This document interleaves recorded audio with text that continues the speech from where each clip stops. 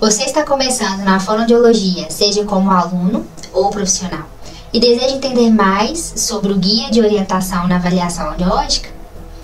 Hoje eu vou te mostrar detalhadamente o que o Conselho de Fonoaudiologia diz a respeito desse tema na última versão de 2023.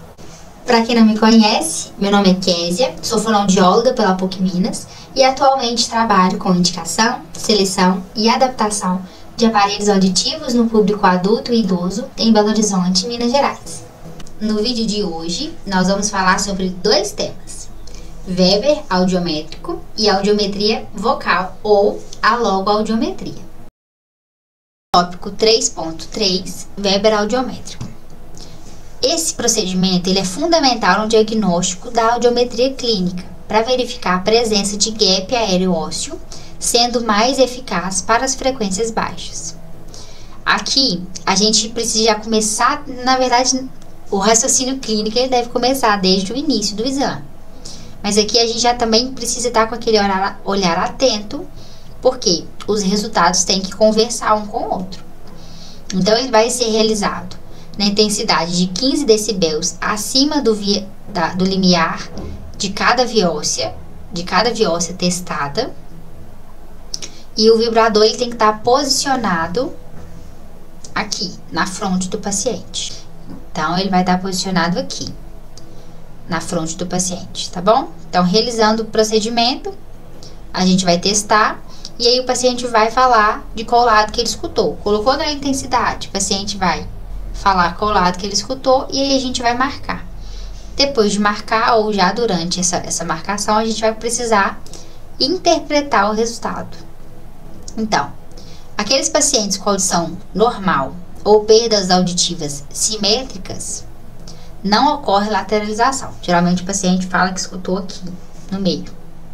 Perda auditiva condutiva unilateral, ocorre uma lateralização para o lado da perda. E a perda neurosensorial unilateral vai ocorrer lateralização para o lado normal. Aqui, o conselho sugere pra gente esse quadro, né? Então, aqui a gente vai colocar 500, 1.000, 2.000, 3.000, 4.000. De um lado direito, do outro lado esquerdo. E a setinha indicando qual lado que lateralizou. Ou tem gente que escreve aqui no meio OD, OE ou indiferente. Mais um quadro aqui que nos chama a atenção é que a gente tem que colocar a referência. A gente tem que laudar os nossos exames. Então, o que o conselho fala pra gente que não é uma desculpa falar assim, é que meu exame ele sai do programa. Assim, não, é nossa responsabilidade como profissional, fonoaudiólogo, corrigir, laudar de forma certa. Então, os laudos audiológicos emitidos de forma automática devem estar sempre baseados em literatura científica validada. Além disso, salienta-se que o fonoaudiólogo é responsável por todo e qualquer resultado que ele vai emitir, inclusive os automáticos. Portanto, o profissional deve ficar atento e usar somente classificações preconizadas pela literatura.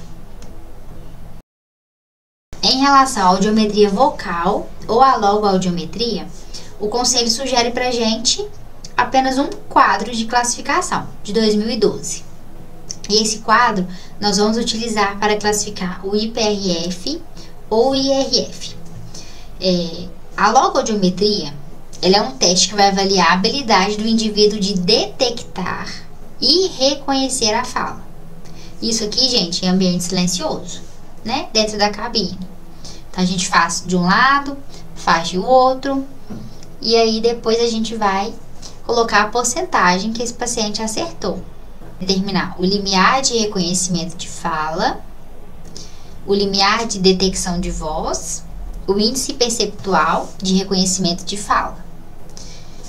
E aí esse quadro aqui, ele vai valer para o reconhecimento de fala. Então, esse quadro aqui de classificação, isso geralmente não fica no exame, a gente só escreve a porcentagem. Eu fiz um curso uma vez com a fonoaudióloga aqui de Belo Horizonte. E é um curso, assim, maravilhoso, recomendo que façam. É da Cristiane Bueno, Fono Série A. E no curso ela dá essa dica, entre parênteses, né, pra gente, de ser um profissional diferenciado, de levar a fonoaudiologia para um nível mais elevado nos nossos procedimentos, nossos exames. E aí, essa dica que ela deu foi de imprimir no verso da folha de audiometria, quem pode, né, uma sugestão, essas tabelas de classificação. Porque todo exame que a gente pega, seja exame de sangue, a gente sempre tem ali, né, um quadrinho que fala pra gente quais os critérios de normalidade. E nos nossos exames de audiometria, não tem.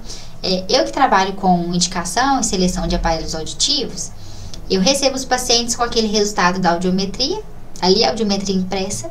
Eles não conseguem entender o que está acontecendo, qual foi esse resultado, por que deu perda auditiva, qual foi o critério de avaliação.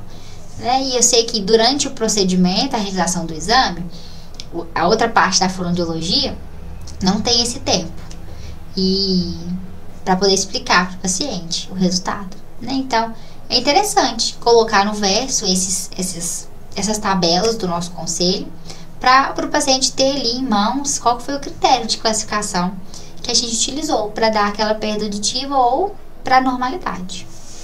Esse foi o vídeo de hoje. Não se esquece de se inscrever no canal, ativar o sininho para as notificações.